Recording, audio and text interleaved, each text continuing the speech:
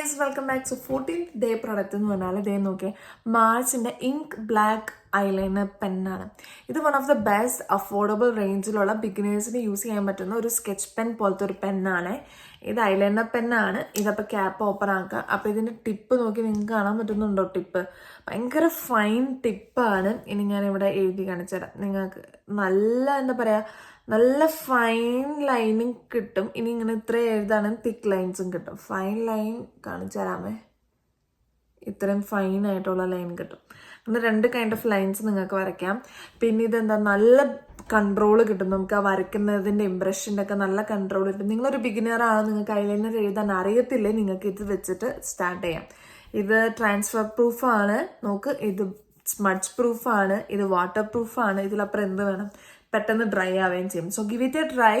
മാർച്ചിൻ്റെ affordable റേഞ്ചിലുള്ള ink black jet eyeliner pen.